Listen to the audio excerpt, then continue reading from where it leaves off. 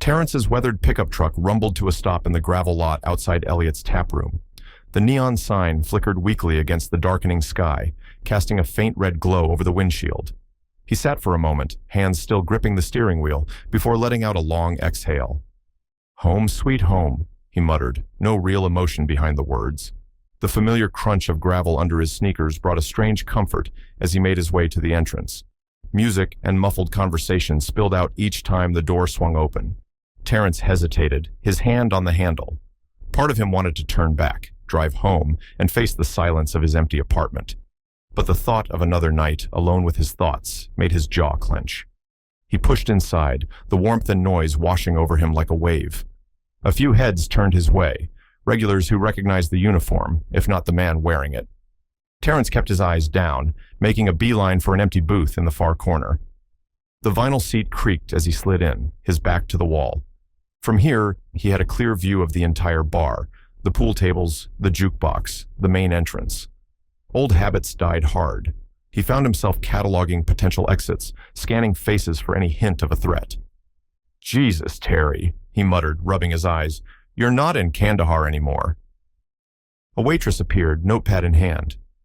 "What can I get you, soldier?" "Jack and Coke," Terrence replied, his voice rough from disuse. "Better make it a double." She nodded and moved away, leaving Terrence to survey his surroundings. The bar was exactly as he remembered it, a slice of small-town normalcy that felt both comforting and alien after so much time away. A group of truckers laughed raucously at the bar, swapping road stories. Two older men hunched over a chessboard deep in concentration. At the pool tables, a couple of guys in work boots lined up shots, cigarettes dangling from their lips. The jukebox switched tracks, Johnny Cash's gravelly voice giving way to some modern country song Terrence didn't recognize. He found himself missing the constant thrumming of helicopter rotors, the weight of his rifle across his chest. Here, in this bubble of civilian life, he felt exposed, vulnerable. The waitress returned, setting his drink down with a smile. "Welcome home," she said, genuine warmth in her voice. Terrence nodded, not trusting himself to speak. He took a long sip of his drink, relishing the burn as it slid down his throat. The alcohol wouldn't solve anything, he knew that. But for now, it dulled the edges of his hypervigilance, letting him sink back into the booth's worn cushions. He closed his eyes, letting the familiar sounds and smells of Elliot's wash over him. For the first time since touching down on American soil, Terrence felt something close to peace. The door of Elliot's tap room swung open with a loud creak, drawing the attention of the patrons inside. 6 men strode in, their presence immediately filling the space with a palpable energy. They were Mexican and Central American laborers, their clothes covered in dust and their boots caked with dried mud. Their faces bore the marks of long hours spent working under the harsh sun, yet they moved with a confidence that belied their fatigue. Leading the group was Hector, a towering figure who commanded attention without even trying. His broad shoulders and muscular frame were accentuated by a white tank top, revealing arms hardened by years of manual labor. His jeans were stained and worn, a testament to the grueling work he endured daily. Hector's dark eyes scanned the room, seeming to take in every detail in an instant. As the group entered, their rapid-fire Spanish filled the air, a stark contrast to the usual low hum of conversation in the bar. The atmosphere shifted noticeably, the regular patrons growing quieter, as if sensing the change in dynamics. Behind the bar, the bartender's eyes darted up warily, assessing the newcomers. Terrence, still seated in his booth, noticed their entrance. His soldier's instincts kicked in, prompting a quick assessment of the potential threat, but he didn't linger on them, instead turning his attention back to his drink. Among Hector's group, the individuals stood out in their own ways. Luis, a wiry man with quick eyes, let out a nervous laugh as they settled in. Carlos, standing close to Hector, maintained a dangerous silence that spoke volumes. Jorge, slightly older than the rest, absently rubbed a hand over his gray stubble. Manuel, young and clearly eager to prove himself, chewed his gum loudly, his eyes darting around the room. Raul, heavy-set and slower in his movements, seemed content to follow the other's lead. As the group's chatter continued, Hector suddenly froze mid-laugh. His eyes had landed on Terrence, sitting alone in his fatigues, Hector's gaze narrowed slightly, and he leaned in close to Carlos, muttering in Spanish, "Look at him, fresh soldier boy." The comment didn't go unnoticed by Luis and Manuel, who followed Hector's gaze. Their own chatter quieted as they assessed Terence, their glances sharp and almost territorial. There was an unspoken tension in the air, a clash between Terence's uniform and their own struggles as undocumented workers. Terence, for his part, could feel the weight of their stares. He chose to ignore them, focusing instead on his water. But his body betrayed his awareness, muscles coiling slightly in preparation. He was no stranger to feeling like a target. After a moment of hushed conversation with his group, Hector made his move. His boots echoed on the floor as he stepped towards Terence's table, his presence looming large. The others followed, fanning out behind him in a loose half-circle, like predators closing in on their prey. Hector stopped in front of Terence's table, towering over him. When he spoke, his voice was deep and accented, carrying a sharp edge. "Nice uniform, amigo. Looks brand new. You playing dress-up tonight?" Luis and Manuel snickered loudly at Hector's taunt, their laughter mocking and derisive. Manuel, unable to contain himself, added, "You think you look tough in that, huh? I bet you never fought a day in your life." Terence didn't immediately look up.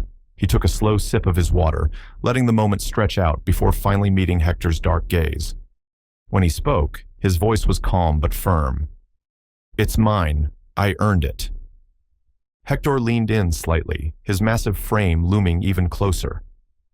"Earned it? Funny. Men like you fight wars on TV, while men like us fight to eat." The resentment in his tone was unmistakable, born of a life filled with struggles Terence could scarcely imagine. Carlos, usually the quiet one, stepped forward. His voice was low but cutting as he joined in. "Real soldiers don't wear sneakers. You look like a kid playing soldier." Manuel, emboldened by the others, chimed in again. "Where are your boots? Your tags? You got nothing." Terence's jaw tightened slightly at the barrage of insults, but his response remained measured. "I don't need to prove anything to you."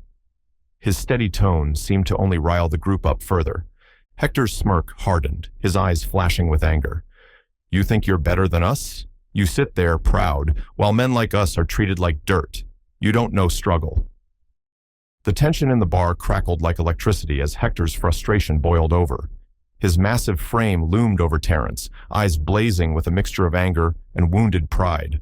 Without warning, Hector's hand shot out, thick fingers grasping for Terence's collar. "Let's see how tough you really are, soldier boy," Hector snarled.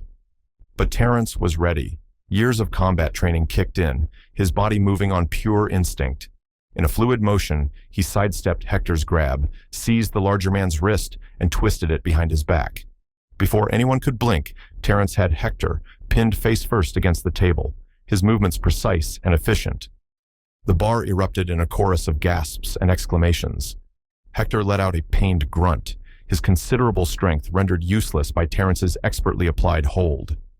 The rest of Hector's crew stood frozen, their earlier bravado evaporating in an instant. Luis and Manuel exchanged wide-eyed looks of disbelief, while Carlos took a hesitant step forward before thinking better of it. "Hijo de puta," Hector roared, his face contorted with rage and humiliation. "He attacked me. This piece of shit isn't even a real soldier." Manuel fumbled for his phone, his hands shaking as he raised it. "I'm calling the cops," he shouted, voice cracking with panic. "He's not a real soldier. He assaulted Hector." Terence released his hold and took a deliberate step back, his hands open and steady at his sides. His face remained impassive, but his eyes were alert, scanning the room for potential threats. "You came at me," Terence said, his voice low and controlled. "I defended myself. That's the truth." The atmosphere in the bar was electric, patrons torn between fascination and fear as they watched the scene unfold. The bartender had his hand on the phone, ready to make the call himself if things escalated further. Minutes that felt like hours ticked by until the bar's door swung open. Two police officers strode in, a tall, muscular man with a square jaw and a shorter woman with sharp, observant eyes. The chatter in the bar died instantly. Hector, still rubbing his wrist, jabbed a finger toward Terence. "Officers, this man attacked me unprovoked, and he's pretending to be a soldier. He's nothing but a fraud." The female officer's gaze darted between Hector and Terrence, assessing the situation. "Sir, calm down," she said firmly. "We need to hear all sides of the story." The bartender, a stocky man with graying hair, cleared his throat. "Officers, if I may," he said, his voice cutting through the tension. "I saw the whole thing. That big fella there," he nodded toward Hector. "He grabbed at the soldier first. The other guy just defended himself." Terrence remained still, his posture relaxed but alert. Without a word, he reached for his duffel bag, movements slow and deliberate to avoid alarming the officers. He pulled out his military ID and service uniform, offering them to the police.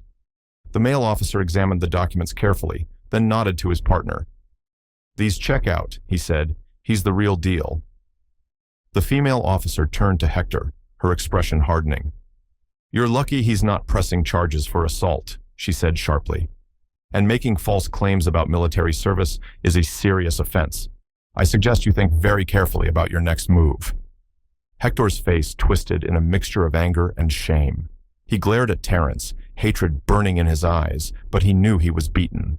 Without another word, he stormed toward the exit, shouldering past startled patrons. Luis and Carlos followed, their eyes fixed on the floor, unable to meet anyone's gaze. Manuel lingered for a moment, looking uncertainly between Hector and the officers before scurrying after his friends.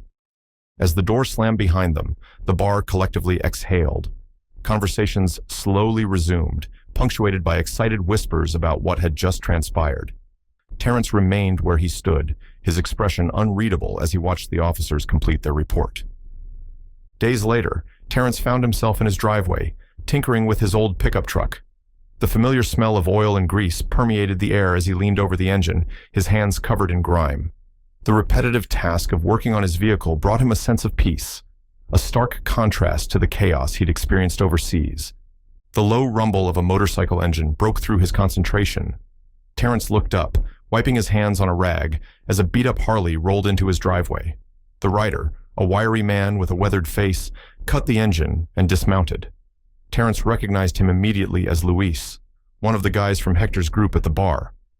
Luis stood there for a moment, shifting his weight from one foot to the other. His eyes darted around, never quite meeting Terrence's gaze. Finally, he cleared his throat. "I came to say sorry," Luis said, his voice rough but sincere. "We were wrong. You didn't deserve that." Terrence raised an eyebrow but remained silent, giving Luis space to continue. "Hector, he's got a lot of anger. We all do, I guess. But it blinded us, made us lash out at the wrong person." Luis paused, running a hand through his hair. "We've seen too much hate. I don't want to add to it anymore." Terrence studied Luis for a long moment, his face unreadable. The silence stretched between them, broken only by the distant sound of a lawnmower and kids playing down the street. Finally, Terrence nodded. "It doesn't erase it, but it's a start." Luis visibly relaxed, his shoulders dropping. He offered a tentative smile, which Terrence returned with a slight nod. As Luis climbed back onto his motorcycle and rode off, Terrence leaned against his truck, lost in thought. The encounter left him with a mix of emotions: surprise, respect for Luis's courage, and a glimmer of hope. He realized that the battles he faced now weren't overseas. They were here at home, fought in bars, driveways, and hearts. And like any soldier, he'd face them with quiet strength, knowing every choice mattered. Hey everyone, if you found this story gripping and want more jaw-dropping tales, don't forget to hit like and subscribe. Turn on notifications so you're always in the loop.